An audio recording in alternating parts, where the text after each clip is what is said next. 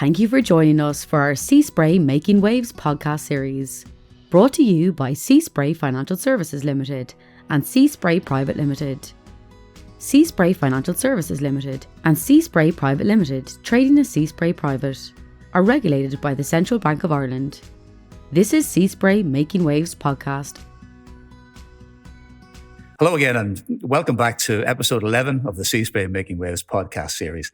And today we bring you our mid-year investment review and outlook for 2025, with the usual mix of insightful market analysis and discussion around the key macroeconomic data. And what a year it's been so far, for sure, but we'll get to that in a minute. Just before we begin, just a reminder that this podcast and the Seaspray Making Waves series is available now on Apple, Spotify, and YouTube platforms. And you can subscribe for free to our dedicated YouTube channel or watch it directly from our website.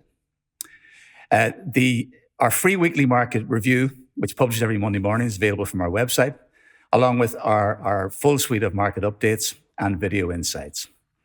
And if you're searching for us online, it's best to use the search term Seaspray Making Waves. That way you'll find us more easily and more quickly. So for today, the discussion will focus on a quick snapshot of the last 6 months before we look ahead at the key challenges and opportunities and everything really that investors need to keep an eye on for the coming months. And to help me make sense of it all, I'm delighted to say we're joined once again by our regular Seaspray contributors, Paul McGowan, Managing Director of Seaspray Financial, and Danny O'Leary, Head of Seaspray Private. Morning, Marty. Welcome back, guys. Morning. Good to see you. So really, it looks like we're picking up where we left off from our last podcast, where the United States is still very much center stage in terms of the global economy. The Trump administration is shooting from the hip at will. But I suppose, Danny, it would appear that markets have somewhat anticipated the chaotic policy agenda coming from the White House. Would that be fair? Yeah. It's actually amazing. We're 6 months into the year, and it's just been such a roller coaster 6 months. I feel like I say that every time I'm coming on the quarterly podcast, the roller coaster, but it really has. We're looking at a situation where the markets, as we're looking at today, are actually in the green. And I'm saying that from both America, which are 4 to 5% with the S&P and the NASDAQ. Our own European markets are probably up 8 or 9, and our own ISAC is up about 16%. Now, if you'd gone asleep for the last 6 months and you'd be looking at that, you'd be saying, fine, but what's happened in that period of time has just been sort of phenomenal as part of a roller coaster 6 months. And certainly the last quarter, we've had market gyrations, not a roller coaster, gyrations, which have been very significant. And I go back to the pandemic, the global financial crisis, all the periods of volatility. Liberation Day and the beginning of April would rank very highly in terms of volatility. There's what we call a VIX index, a fear index, and that was up over 52. And compared to the pandemic when it was at 66 to 70, it just shows how volatile this quarter has been, Marty. And to say where we are now, that we're actually in the green, the markets have been very resilient. The one lesson, if I could start off with this morning, is that for investors, the key here is patience. The key here is not to panic in times of the volatility that we're seeing. And I do believe in the environment that's there now during 2025 and into 2026, with the scenario in the United States, with Trumponomics, etc., you're going to have this volatility. It's going to be part of the journey going forward. So our whole mantra for our investors would be, stay patient. There are times to sit on your hands and not do anything, because if you take April, markets were down double-digit returns. It was an extraordinary period of time. But within days, the market had moved back in the following direction.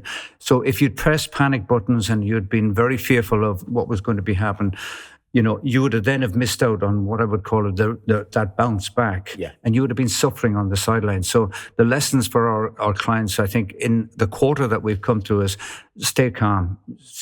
We've got to make sure that we have the patience. Well, our long-term objectives have got to remain intact. and to see through the short-term piece, I think. Time in the market, as we keep saying, rather than timing the market, again and again has been proven.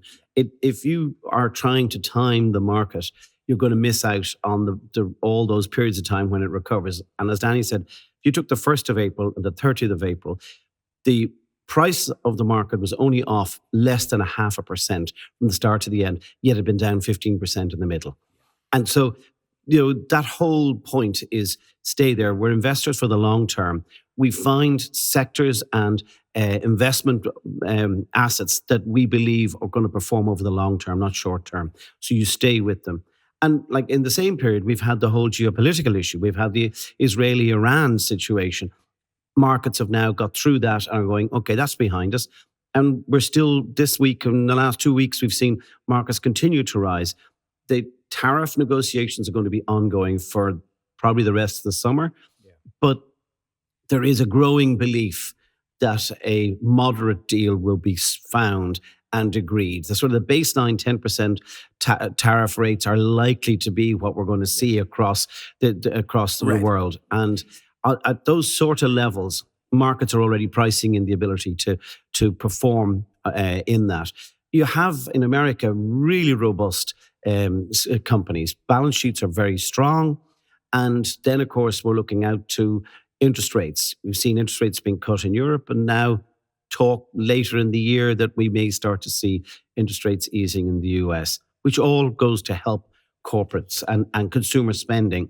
Inflation is under control. Now it's starting to look like, even in the States, and that will allow confidence come back into markets and help push them on again. Yeah, I think there's a lot on the geopolitical side, and again, our heart goes out on the human suffering, etc. But if we're looking at purely from the financial scenarios, I agree with Paul. I think you are looking at, it comes back to our 4 eyes, Marty. Yeah. Every time we're sitting here, the 4 eyes.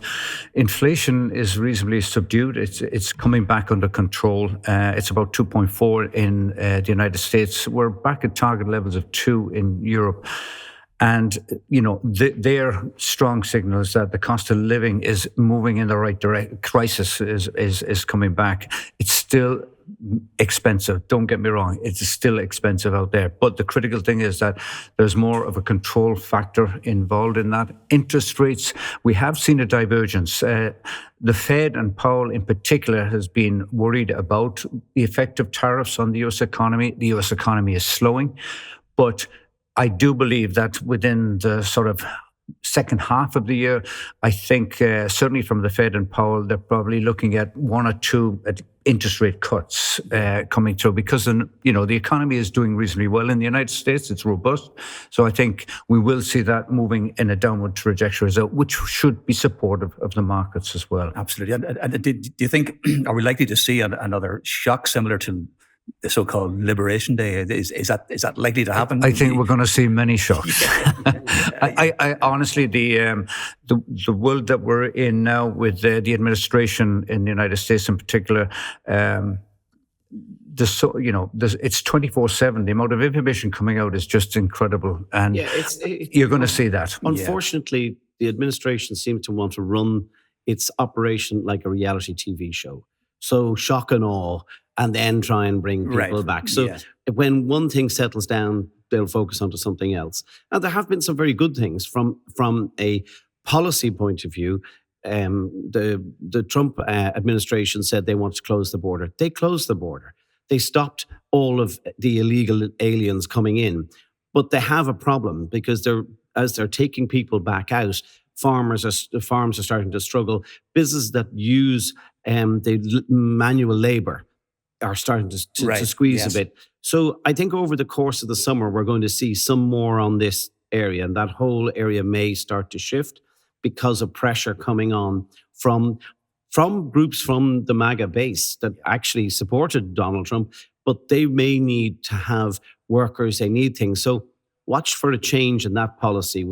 I wouldn't be at all surprised in seeing. It'll be a constant. The information flows are going to be constant coming through, and I do think the world now is reacting to that. And I think in terms of where you see the next 6 months. We're still going to be in tariff discussions. We're still going to be in many of those things that will have day-to-day effects on the market. I come back to it. This is part of the investment journey. Mm-hmm. We've just got to make sure that we're not, today coming out and panicking. And it's going to be part of where the journey goes over the next, 12, 18 months. So I would just come back to the mantra: stay calm, be patient, and come through the markets. Absolutely. I think that's the key. And I think on that point, I mean, we have a very good data insight which we published recently on our website, which concentrates on that time in the market concept. Absolutely. So that's well worth checking out for our viewers. Just as an example, if you look back over the last 20 years, if you had 10,000 in the S&P market over the last 20 years, and you just sat tight, did nothing, that 10,000 would be over 65,000 today. Right. But if you come out for the best 10 days, in those best 10 days, the growth would have been whittled down to about $30,000. So the missing those number of days by being out of the market, panicking, etc., and being out of the market. And believe it or not, Marty, 7 of the best 10 days came in bear markets. There you go. Now, this is very important because you and I won't go back in if we're afraid. Yeah. So when you're out, and it takes time to get back in, you lose out. So all we're really saying to clients is stay calm, be patient. It's part of the journey. And if you're in a well-diversified investment portfolio, your objectives will ultimately come through the short-term gyrations that we will see in terms of the markets out there. That's a clear message. Yeah, absolutely. And if we just turn the spotlight on Ireland for a second, Paul, obviously our economy is still growing, producing robust numbers. Central Bank maybe recently just lowered their economic outlook for the economy. But do you think that the volatility in global trading conditions, is that likely to detract in any way from Ireland's economic outlook? It's very outlook? interesting. Recently, in the last couple of days, we've had out the latest manufacturing survey. Yeah. And the sector has been growing at the fastest rate for the last 3 years in the last quarter. Robust orders. Although it slowed down a little bit, the pipeline looks very strong. And the manufacturing sentiment index, the PMI, came in there in the last couple of days at 53.7, up from 52.6 in May. Now, to understand this, anything above 50 is a positive confidence situation. So we're at or near full employment. We've got strong manufacturing with good order flow coming through. I think a very interesting signal was the announcement from Intel that they're going to cut their global business staff by 20%. Intel have 5,000 people employed in Ireland at the moment. They indicated that maximum they will cut about 95 people. So that's way below the 20%. And the reason being is that they have invested since 2017, 17 billion in their plant here in Dublin, in Leixlip. It is a key plant within their process. And we've had a number of the international technology companies reaffirm their commitment to Ireland. So the head of Microsoft was over during the last quarter, made a very strong statement about their commitment to Ireland. We've had a number of the different groups coming in, and that's very positive. That's what's boosting the confidence. Right. So I think, yes, there have been fears. Yes, there are concerns about the whole tariff, the key areas, pharmaceuticals, technology, and aviation. But in the negotiations, there's been an attempt to try and carve these out of some of the situations. It's ongoing. As of this moment, as we're talking, there isn't a solution, but there does seem to be positive sounds about the possibility of this getting resolved. Yes. And for Ireland, then the tax take continues to roll on. And therefore, we'll have our corporate tax flow happening. These companies, a lot of the companies are recommitting to large investment in America. Super. But there's a lot of talk about shifting manufacturing plants from Asia back to America, not necessarily plants from Europe back to America. Interesting, yeah. And the plants that exist, let's say in Ireland, the manufacturing plants, most of those are focused on, bar some of the pharmaceutical chemical pieces that are going to the States, a huge amount of it is focused supplying Europe. and out into the Middle East. And they have to do that anyway. So it is likely that these businesses will remain and continue to keep the Irish economy growing. Yeah, and our leisure sector is obviously, we've got Americans continue to come here despite the dollar. Well, that's very interesting, because the latest numbers are that European travellers numbers are down coming into Ireland, as are the UK. But American tourists are up over 10%. Yep. And despite, as you say, the weaker dollar, they're still coming in droves. And that's very good for businesses, the tourist business, a lot, particularly on the Western Seaboard. Yeah, absolutely. No, I agree with Paul. I think there are always headwinds. Yeah. As a small open economy, we're going to have headwinds. But I do believe that, as part of the European sort of focus and on tariffs that negotiations are ongoing, I think we are looking at a baseline 10%. I do believe that's there. It's can you bring everything back down from that 50%? Sort of opening shot from Trump. I do believe there will be negotiations that will bring it back to levels that we can actually manage, but also try and exclude pharma and other areas that are critical for our economy. So I'll still be positive in terms of the forecast for Irish growth over the next 12 months. Modelling for that, like if a final situation at a 10% tariff would have an impact to 0.3% annually on Irish GDP. So over a 4-year period, you're looking at about 1.3, 1.4% hit to overall GDP. So, on the basis that we have a very positive GDP growth, that is absorbable by the Irish economy. That shows us up in a fairly positive light generally. I mean, we're quite resilient, I think, as a small open economy, as you say.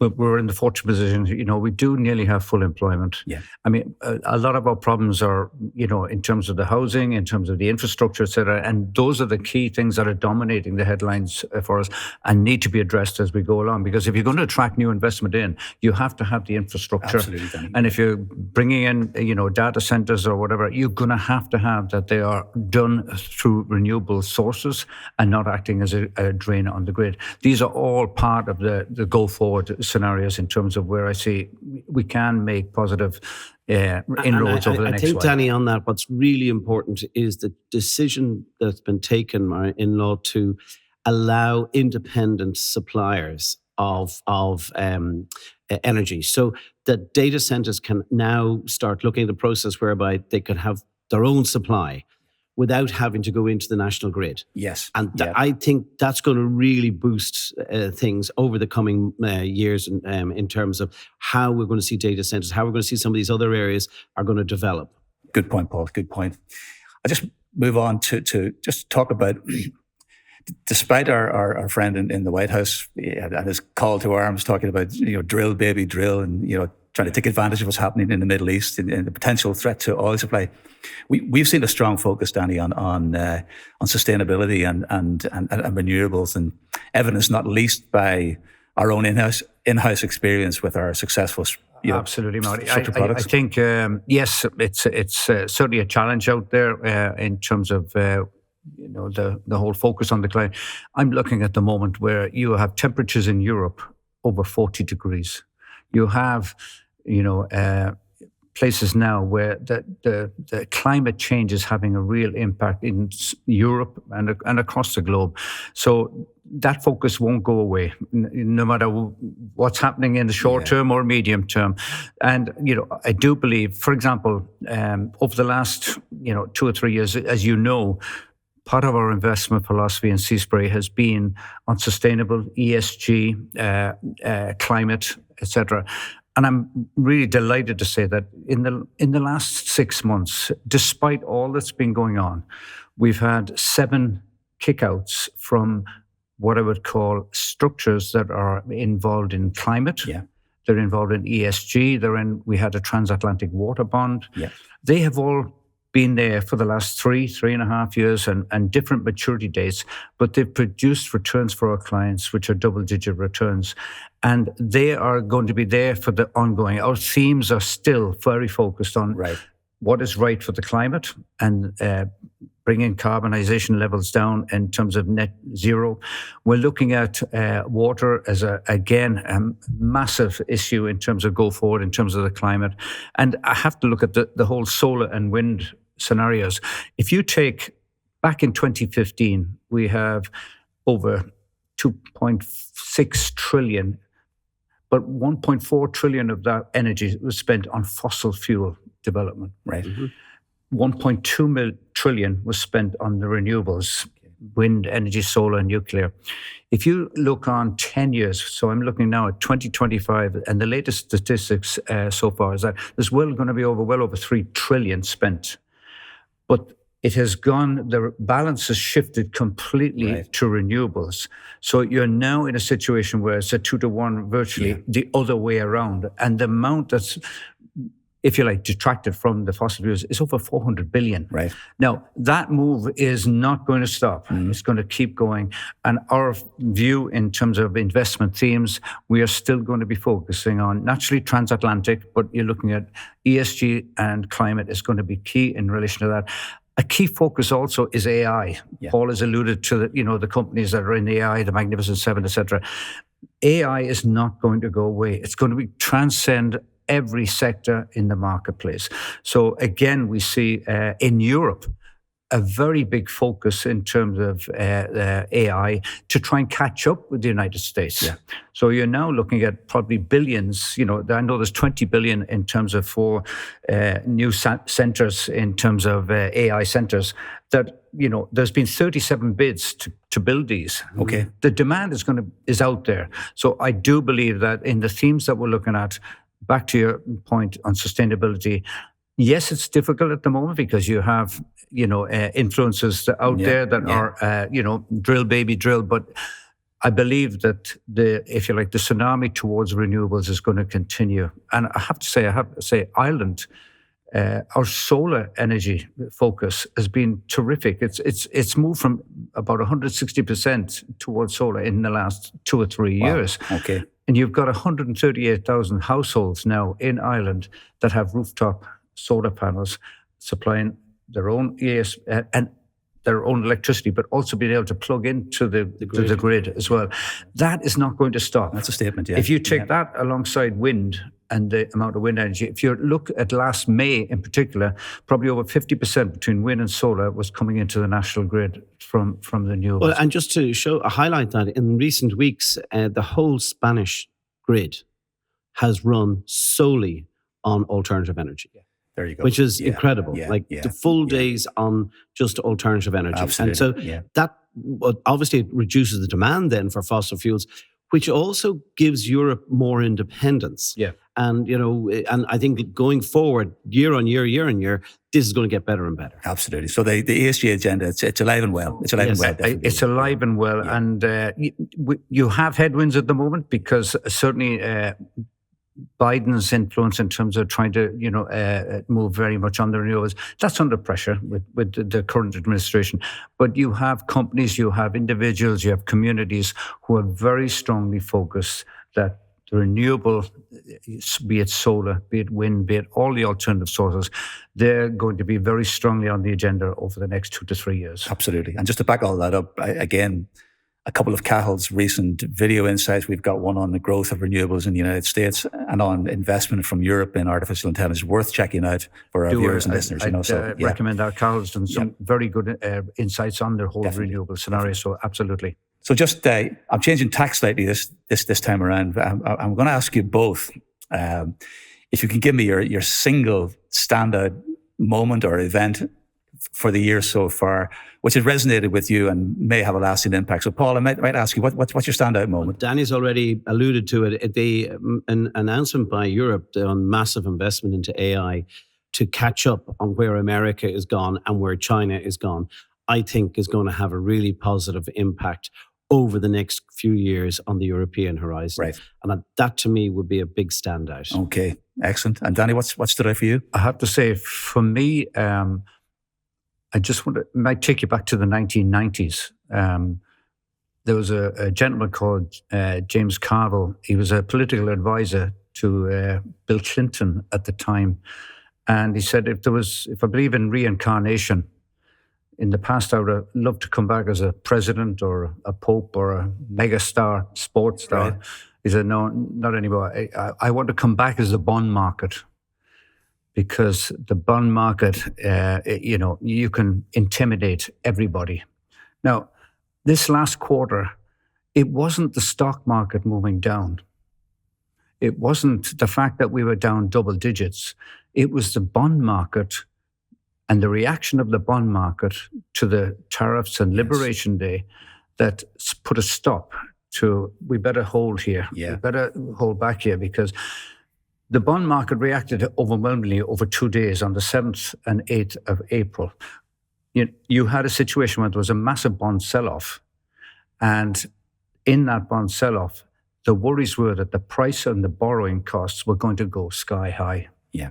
Now, the United States has a lot of debt, and it's going to have continuously a lot of debt going out over the next number, especially if you pass a big, beautiful bill. Mm-hmm. There are two very key events, I think, in terms of the rest of the year as well. I mean, even though they've already happened, they could reappear, for sure, Stay calm. Stay calm, exactly. So guys, the clock has caught up with us yet again, unfortunately. I thank you both for your contributions today. Marty. Excellent insight, thank you, Marty. as always. Look forward to seeing you next time around, okay? So to read more detail on today's discussion, you can now download for free from our website our mid-year investment review and outlook for 2025, along with our full suite of market updates and video insights. And just a reminder that you can continue to follow and like all of our content on our LinkedIn pages. And this podcast and the Seaspray Making Waves series is available now on Apple, Spotify, and YouTube platforms, or you can watch it directly from our website. And don't forget, if you are searching for us online, best to use the search term Seaspray Making Waves. That'll make it easier for you to find us. So that's it for today. Many thanks for tuning in again, and we'll catch you next time. Bye for now. The preceding content is informational only and based on information available when created. It is not an offer or a solicitation, nor is it tax or legal advice. It does not consider your financial circumstances and objectives and may not be suitable for you. Seaspray Financial Services Limited and Seaspray Private Limited, trading as Seaspray Private, are regulated by the Central Bank of Ireland. Thank you.